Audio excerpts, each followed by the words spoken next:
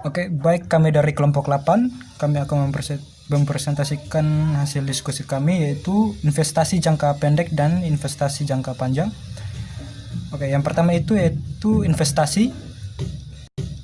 Investasi secara umum tujuan perusahaan didirikan adalah untuk melipat gandakan kekayaan pemiliknya. Sebagai institusi pencipta kekayaan, suatu perusahaan harus mampu menghasilkan laba. Laba adalah selisih antara penghasilan yang diterima perusahaan dari pelanggan atas penjualan barang atau jasa yang dihasilkannya dan pengorbanan ekonomis yang dilakukan perusahaan untuk memperoleh barang atau jasa tersebut. Tetapi apapun aset yang dibeli, baik untuk jangka pendek maupun jangka panjang, tujuannya adalah untuk memperoleh pendapatan dari investasi dalam berbagai aset tersebut.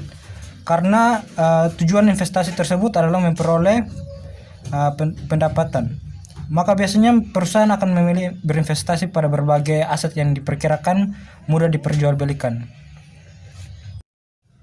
Materi yang berikutnya, penilaian dan penyajian. Berkaitan dengan penilaian dan penyajian aset, IFRS mengizinkan pemakaian salah satu dari dua metode yang dapat digunakan, yaitu satu berbasis harga peroleh, yaitu disebut dengan biaya. Berbasis harga peroleh yaitu metode penilaian aset yang didasarkan pada jumlah pengorbanan ekonomis yang dilakukan perusahaan untuk memperoleh aset tertentu sampai aset tetap tersebut siap digunakan. Itu berarti nilai aset yang disajikan dalam laporan keuangan adalah jumlah rupiah historis pada saat memperoleh aset tetap tertentu. Metode yang kedua yaitu berbasis revaluasi atau nilai pasar. Metode ini merupakan metode penilaian aset yang didasarkan pada harga pasar ketika laporan keuangan disajikan.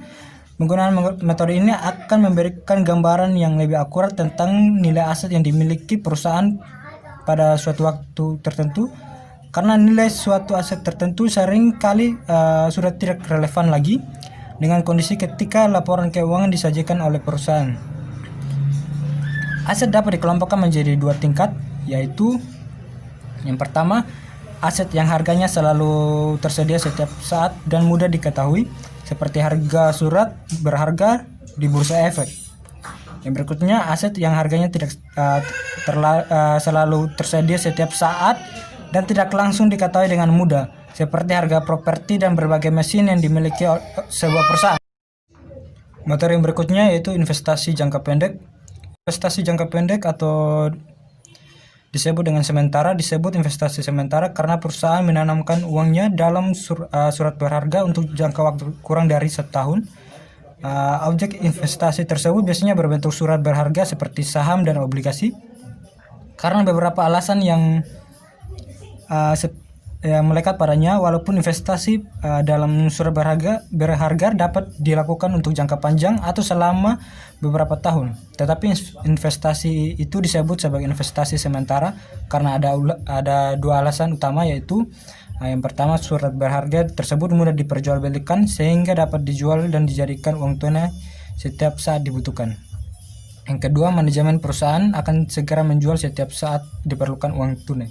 Investasi sementara dikelompokkan sebagai aset lancar karena dibeli dengan tujuan untuk segera diuangkan menjadi kas dalam waktu kurang dari 1 tahun. Materi yang berikutnya saya akan berikan kepada Saudari Valen untuk membahasnya. Saya persilakan. 4. Investasi jangka panjang. Investasi jangka panjang adalah dana perusahaan yang ditanamkan dalam berbagai aset produktif yang dapat memberikan penghasilan bagi perusahaan dalam waktu lebih dari 1 tahun. Investasi dalam saham perusahaan lain untuk jangka panjang dapat memiliki beberapa alasan, antara lain: A. Untuk memperoleh keuntungan modal atau capital gain atau laba yang berasal dari kenaikan harga saham perusahaan yang dibeli. B. Untuk memperoleh pendapatan dividen. C. Untuk memperoleh hubungan khusus dengan perusahaan penerbit saham.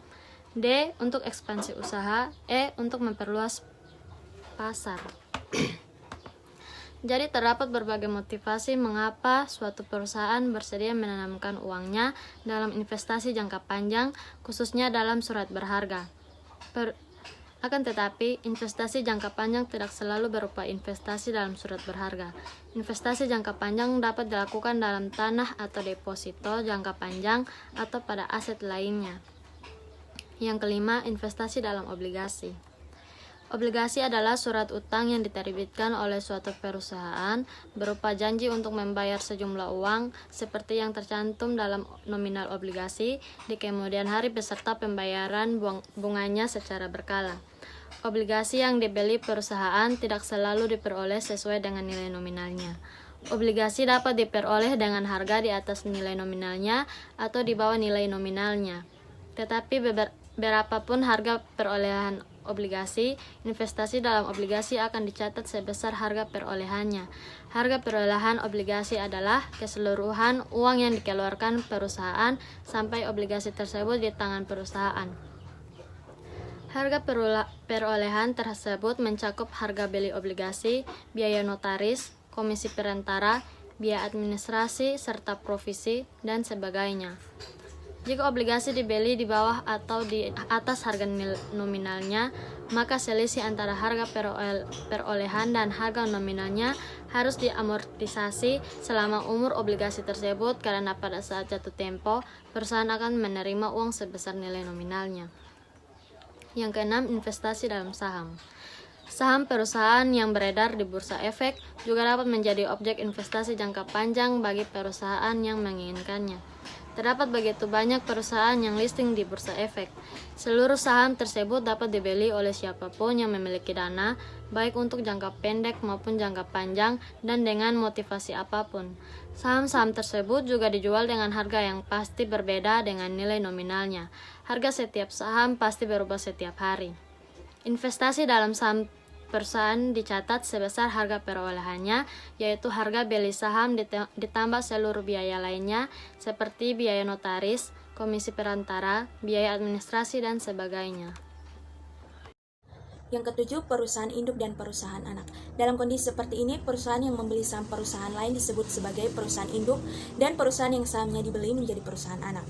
Dengan kata lain, perusahaan induk atau holding company adalah perusahaan yang membeli dan menguasai saham perusahaan lain. Sedangkan perusahaan anak atau subsidiary company adalah perusahaan yang sahamnya dibeli dan dikuasai oleh perusahaan lain. Perusahaan induk yang dimiliki saham dalam jumlah besar atau mayoritas disebut sebagai pemegang saham, pengendali atau controlling interest. Perusahaan induk yang memiliki saham mayoritas dalam perusahaan anak biasanya menggunakan metode ekuitas ketika melakukan proses pencatatan transaksinya yang berkaitan dengan perusahaan anak. Metode ekuitas memperlakukan perusahaan induk dan perusahaan anak sebagai bagian yang tidak terpisahkan satu dengan lainnya, bukan sekedar objek investasi. Yang kedelapan, investasi jangka panjang tidak hanya dapat dilakukan dalam surat-surat berharga, tetapi juga dapat dilakukan dalam aset tetap lainnya, seperti tanah. Jika perusahaan memilih investasi jangka panjang dalam bentuk tanah, maka investasi tersebut harus dicatat sebesar harga perolehannya, yaitu seluruh uang yang dikeluarkan perusahaan sampai tanah tersebut menjadi milik perusahaan. Karena itu, harga perolehan tanah mencakup komponen harga tanah, komisi perantara, biaya notaris, pajak, bea balik nama, dan sebagainya. Seluruh pengeluaran tambahan tersebut harus dikapitalisasi menjadi satu dalam tanah. Jika pada akhirnya tanah tersebut dijual, maka selisih antara harga jual tanah dan harga perolehannya diakui sebagai laba atau rugi penjualan tanah. Jika harga jualnya lebih tinggi dibandingkan harga perolehannya, maka harus diakui sebagai laba penjualan tanah. Sebaliknya, jika harga jualannya lebih rendah dibanding harga perolehannya, maka harus diakui sebagai rugi penjualan tanah. Oke, baik, saya akan memberikan contoh soalnya, yaitu tanggal 3 Maret 2008 dibeli 200 lembar saham PT Alam Raya Tbk nominal yaitu Rp10.000 dengan kurs 102%. Biaya pembelian saham tersebut adalah sebesar Rp25.000. Yang berikutnya tanggal 25 April 2008 dibeli 100 lembar saham PT Alam Raya Tbk. Nominalnya yaitu Rp10.000 dengan kurs 98%. Biaya pembelian saham-saham tersebut sebesar Rp12.000. Yang berikutnya tanggal 10 Mei 2008 dijual kembali 240 lembar saham-saham PT Alam Raya Tbk. Nominalnya yaitu Rp10.000 dengan kurs 104%. Biaya penjualannya saham-saham tersebut adalah Rp25.000. Jadi penyelesaiannya tanggal 3 Maret 2008 jurnalnya yaitu debit surat yaitu surat-surat berharga PT Alam Raya yaitu Rp2.065.000 dan kredit yaitu kas Rp2.065.000 dengan perhitungannya itu harga kurs 102% kali 200 kali Rp10.000 sama dengan Rp2.040.000 dan biaya pembeliannya itu Rp25.000. Jadi ditambah dengan harga perolehannya yaitu Rp2.065.000. Yang berikutnya pada perhitungan pada tanggal 25 April 2008 jurnalnya itu debit yaitu surat-surat berharga PT Alam Raya yaitu Rp992.000 dan kredit yaitu kas Rp992.000 dengan perhitungannya yaitu harga kurs 98% kali 100 kali 10.000 sama dengan Rp980.000 dan biaya pembeliannya yaitu Rp12.000. Jadi ditambah maka harga perolehannya yaitu Rp992.000. Yang berikutnya dengan metode FIFO atau MPKP atau MPTKP yaitu masuk pertama keluar masuk pertama.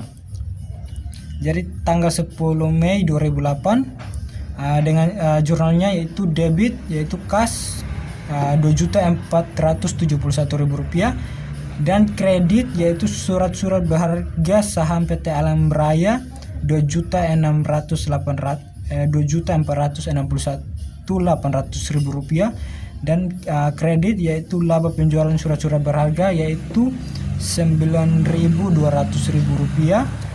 Jadi perhitungannya itu harga kurs 104% dikali 240 kali Rp10.000.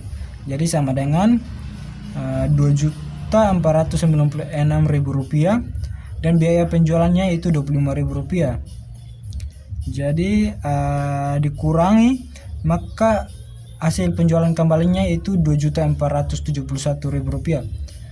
Maka harga perolehan saham-saham yang dijual 200 lembar saham dari pembelian tanggal 3 bulan 3 2008 sama dengan Rp2.065.000 dan 40 lembar saham dari pembelian tanggal 25 bulan 4 2008. Jadi 40 bagi 100 kali Rp992.000 sama dengan Rp396.800.000. Berikutnya jumlah harga perolehan saham yang dijual kembali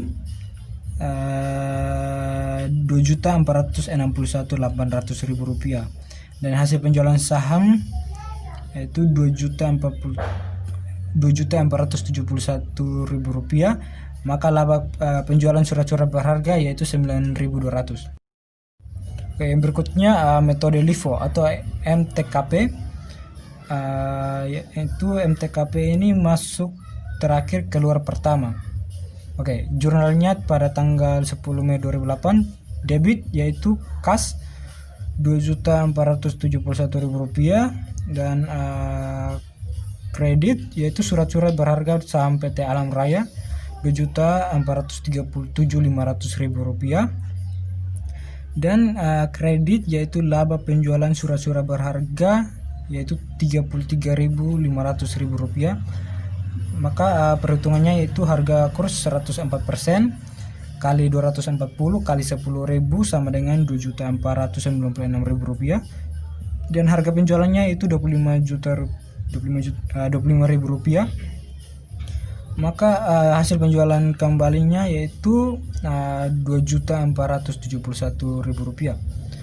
Maka harga perolehan saham-saham yang dijual 100 lembar saham dari pembelian tanggal 25 bulan 4 2008 yaitu Rp992.000.